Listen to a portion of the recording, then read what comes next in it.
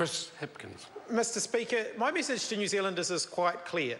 This is not as good as it gets. New Zealand is a better country than this, and it can continue to be a better country, and where things can be a lot better than they are. We live in a fantastic country, but it can be better. And I tell you what, Mr. Speaker, I want to quote Oliver Wendell Holmes Jr., who made that very famous quote that our taxes are the price we pay for civilization. In order to live in a civilized society, we pay taxes. And the question that every New Zealander should be asking themselves is, can we afford tax cuts now when we have so many pressing needs that need to be funded and that the government needs to fund? Can we afford those tax cuts now?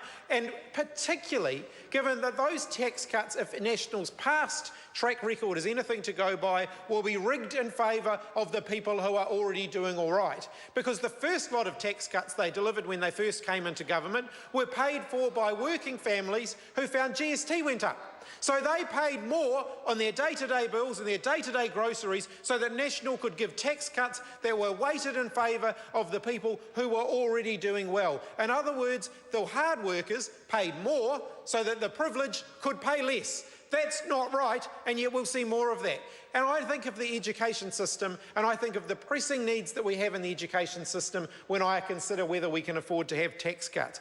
I think about the families who were in tears at the Education and Science Select Committee when they were talking about the desperate need for their kids to get the support that they needed for their special needs. They were in tears. They had to fight. They felt like they had to beg in order to get their kids the support that they need. That's not good enough. We're a better country than that. Those kids deserve their fair shot at education. I think about the kids who are having to move school all of the time because their parents can't find stable housing. We're a better country than that. We can do better for those kids and those families than that. I think about the parents who are working 2 jobs or more, working every waking hour that they have because they don't want their kids to miss out on the same educational opportunities that other parents are able to pay for, and despite the fact that our education system is supposed to be free. It isn't. And increasingly we're seeing in our school system that the kids whose parents can afford to pay get a better deal than the kids whose parents can't. That's not right. That's not the Kiwi way. And we should actually fund schools properly so that every Kiwi kid gets the opportunity they deserve. I think about the teacher aides who are barely earning minimum wage, despite the fact that they are working with some of the most vulnerable kids in the country and some of the kids with the highest needs. They barely earn minimum wage. They've got no job security. They don't know term to term whether they're going to be back. And this government won't do anything for them and says that tax cuts are affordable. All of these things need to be weighed up against the government's desire to deliver tax cuts, which the country at this point simply cannot afford. I think about housing. I think about the number of people that we have living in transient situations because there is a pressing need for state houses and the government have got their heads buried in the sand. Here is a classic example. In my own electorate, the government have demolished state houses and sold them off because they said there was no need, and now they are scrambling to find more houses for families who need them.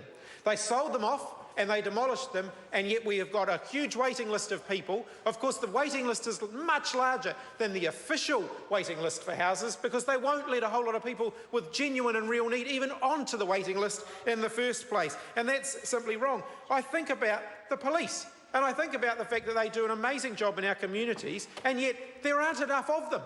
And they simply aren't being given the resources they need to do the jobs that they have of keeping our community safe. I've got a lot of sympathy for the situation the police find themselves in. They're working extra time, they're working incredibly hard, and they are not being backed by this government. There aren't enough of them, and they're not getting the support they need. And most importantly, Mr. Speaker, I think about the future generations of New Zealand, something that I thought about a lot more of just recently, and I think, what kind of country are we going to be leaving them? And frankly, I want to leave them a much better country than the one they're likely to inherit at the moment. I want to leave them a country where superannuation is secured for all New Zealanders, not just the current generation, while we kick to touch debates about how we pay for future generations. We should be restarting contributions to the New Zealand Superannuation Fund because that is one of the ways that we can make sure that superannuation is there for all New Zealanders and they get that promise, that Kiwi promise of a secured retirement. We can be a better country than this, but tax cuts will set us backwards, not forward.